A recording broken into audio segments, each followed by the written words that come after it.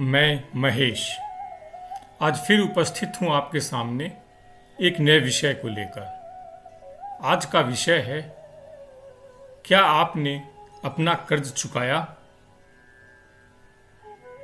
कर्ज का अर्थ जानते हैं? क्या इसका अर्थ सिर्फ ऋण या उधार या लोन में मिला धन ही है?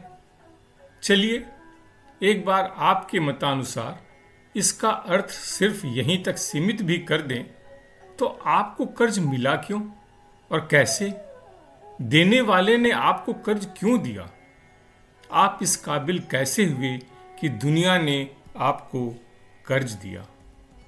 जब हम इस दुनिया में आए थे उस समय हम खुद खा पी नहीं सकते थे, चल और खड़े नहीं हो पाते थे और तो और बैठ भी नहीं सकते थे।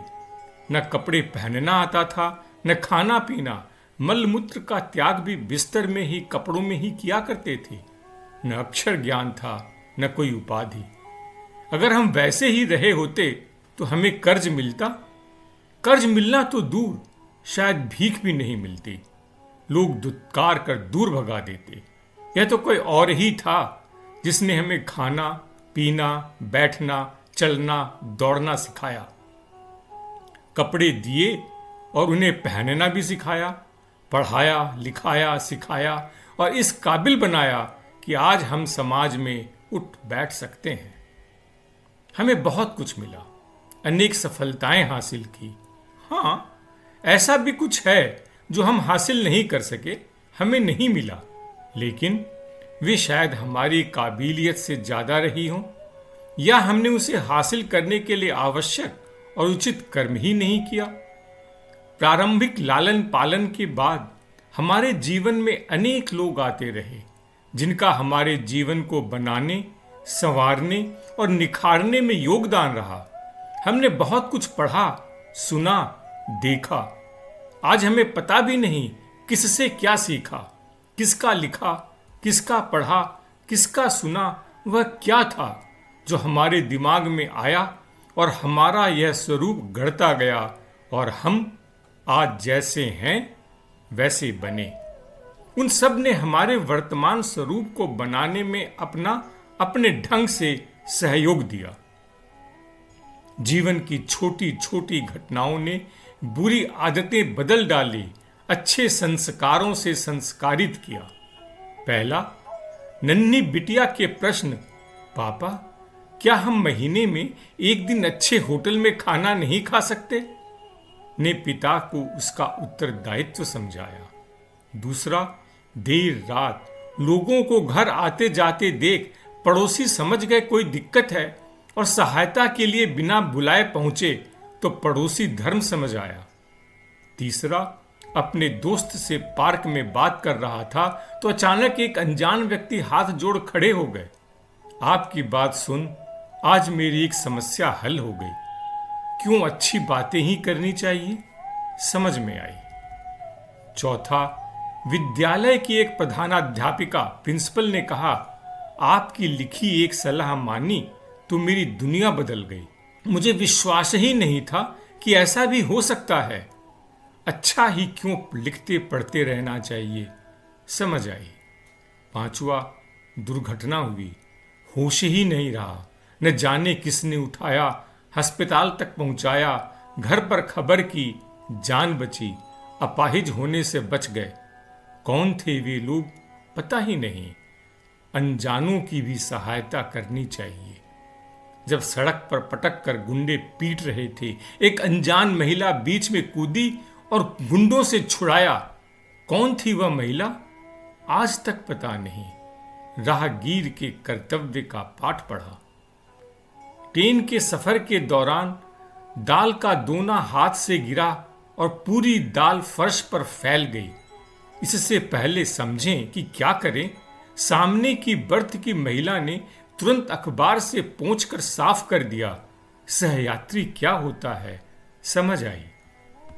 ऐसी ही अनेक बातें, घटनाएं हमारे साथ घटी, पढ़ी, सुनी, जिसने हमें प्रभावित किया, हमें शिक्षा दी।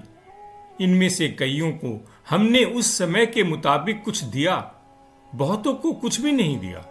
न हमें पता है कि हमने क्या लिया और न देने वालों को पता है कि उन्होंने क्या दिया। हमारे लिए उसका क्या महत्व था, क्या मूल्य था, क्या भूमिका थी, इसका मूल्यांकन नहीं किया जा सकता। ऐसे भी अनेक थे जिन्हें हमने कुछ दिया ही नहीं, क्योंकि हमें पता ही नहीं चला कि उसने कुछ दिया है। इस बात पर हमें चिंतन करना है कि हम आप जो हैं उसकी तुलना में हमने उन्हें कितना दिया। क्या हमें जो मिला उसके अनुरूप उन्हें दिया गया? इनमें से कितनों को तो आपके माता पिता अभिभावकों ने अपनी समझ और सामर्थ्य के अनुसार ही दिया होगा ना? क्या वह समुचित था? क्या उनका बकाया किसी ने चुकाया?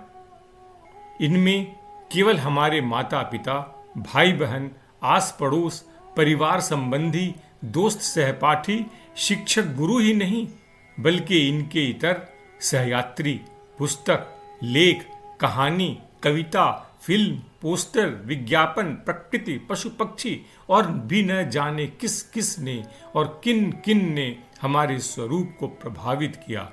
और तो और दुश्मन ने भी सिखाया। क्या आप यह सोच रहे हैं यह तो उनका कर्तव्य था, उनका कार्य था जिसे उन्हें निभाना ही था? बहुत खूब, सही कहा आपने। लेकिन जिसने आपको बताया कि यह उनका कर्तव्य था, क्या उन्होंने आपको आपका कर्तव्य भी बताया? क्या हमें अपना कर्तव्य पता है या अपने कर्तव्य को बांधकर रद्दी की टोकरी में फेंक आए हैं? ऐसे ही लोग जिन्होंने हमारे व्यक्तित्व को बनाने में जाने अनजाने में जो महत्वपूर्ण भूमिका निभाई, उनका कर्ज हमारे ऊपर बाकी है। जिन्हें हम जानते हैं उनका भी और जिन्हें नहीं जानते उनका भी। हमें उनके ऋण चुकाने हैं, उन्हें चुकाइए। हम अपने आप को उऋण करें। जिन्हें हम नहीं जानते उनके बदले समाज को, प्रकृति को, पशु पक्षी को, शिक्षक को, लेखक, कवि को, ऐसे अनेक अनजान मानव के ऋण से अपने को मुक्त करें। जैसे जैसे हम देते जाएंगे, उन्हें जिन्हें हम जानते हैं और उन्हें भी जिन्हें हम नहीं जानते, तो पुष्पित पल्लवित होते रहेंगे। अगर हम देते रहेंगे, अपने कर्ज को चुकाते रहेंगे, तो हम फलते फूलते रहेंगे। यह आवश्यक नहीं कि धन देकर ही इन ऋणों को चुकाया जाए। वही दीजिए जो आपके पास है, वही दें जो पाया। अपना समय दें, प्यार दें, स्नेह दें, मुस्कुराहट दें, शिक्षा दें, सेवा दें। फेहरिस्त बहुत लंबी है। हम इसमें अपने सामर्थ्य अनुसार जोड़ते रहें, देते रहें। यह एक परंपरा है जिसे अपने लिए, अपने लोगों के लिए जीवित रखिए। पीढ़ी दर पीढ़ी आगे बढ़ाते रहिए। किसी समय हमने आंगन में एक पौधा लगाया। जब लगाया तब वह मात्र एक बीज था।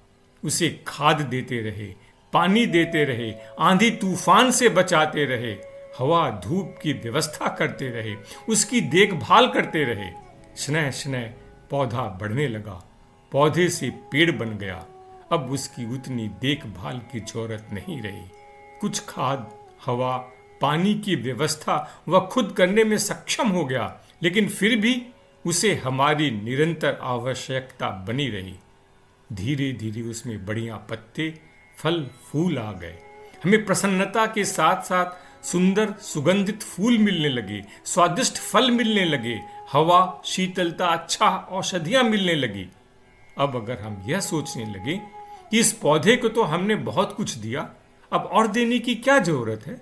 अब हमारा अधिकार है लेने का और उसका देने का। उसे देना बंद करें, उसकी देखभाल बंद कर दें। धीरे धीरे हमें भी मिलना बंद हो जाएगा। डटे रहेंगे तो हमें ही नहीं, हमारी पीढ़ियों को भी मिलेगा। उनसे मिलने वाले फल फूल का स्वाद लेते रहिए।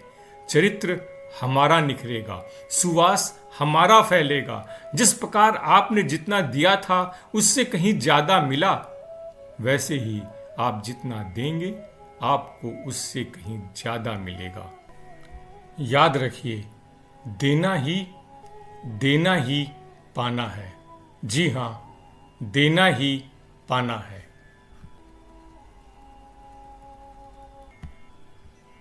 आज की इस ऑनलाइन यांत्रिक दुनिया में जो मन में है उसे ऑनलाइन बताइए।